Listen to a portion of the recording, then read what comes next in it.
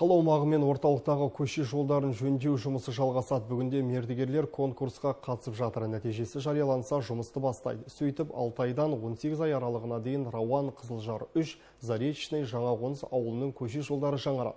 Қала ішіндегі бірқатар көшеге тас жол төселеді. Тілші бейнематериалынан толығырақ.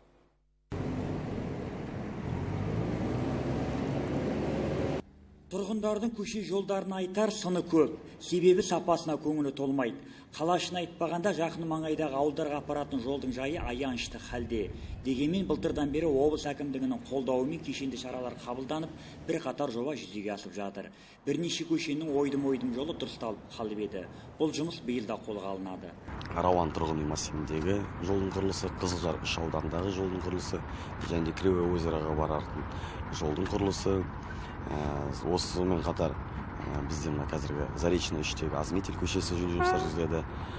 Қаланың көшелерін айтатын болсақ, яғни бұл қазіргі таңда басталып алған 312-ші атқыштар дивизиясы Әлия Молдағұлова даңғылынан Ломоносов көшесіне дейін, сонымен Сейітов көшелері, Әзнаурыз көшесі, одан кейін Ағайын Жұбановтар көшелері және Жаңақоныс ауылындағы Алматы және Совет көшелері жөнделетін болады.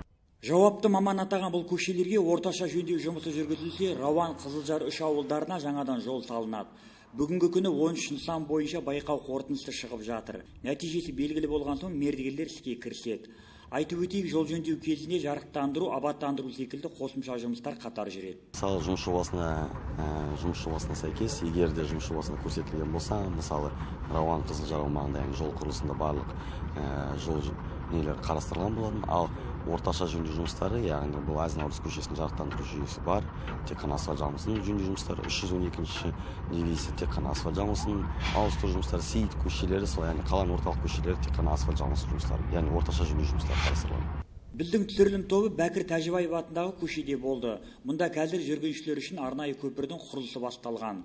Тұрғындар бұл жаңалықты қуана қабылдап жатыр. Мына машина жүретін жол бар да, адам жүретін жолдың өзі мынандай, адам жүре алмайды. Екі адам былай қарағымар өте алмайды ана жерден.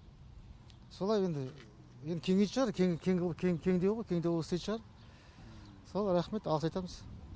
Балалар осырадан өте ма сонда? Балалардың бәрі осы көшенің бәрі 15-ші школа оқиды бәрі. Кішкентай қызым бар. Балдардың бәрі осы школда оқиды. Бір қыз, бір ұлым бар. Бірі 5-ші класс оқиды, қызым. Ұлым 2-ші класс оқиды. Осы 15-ні мектепке қатынайды мына мостымен ше. Күні кешеге дейін мына мостыдан мысалы машина жүретін жол бар да, тротуарный жол жоқ бізде мысалы. Сол мысалы екі адам қарама-қарсы өтетін болсақ, бірімізді күтіп солай өту қиын болды да. Балаға да қиын, өзімізге де қиын. Мына қала әкімдігіне рахмет айтамын осыны. Мостыны жөндеп жатқанына. Бізге енді мына осы мостыны істеді енді. Осы мына Ермені көшесіне бізге мына трасса жүргізіп берсе міне. Сол мына асфальт жүргізіп берсе осы. Қала ішіндегі 20-ға жуық көше жолының жөндеу жұмысы күзге дейін аяқталады. Облыс әкімі бұған дейін өз ісіне салғырт қарайтын мердігерлердің жауапкершілігі қатаң қадағалауда болатынын айтқан еді. Ендеше бұл жобалар сапасы жауапты мамандардың үнемі назарында. Дархан Мектепбай, Арман Досмағамбетов, Ақтөбе телеарнасы.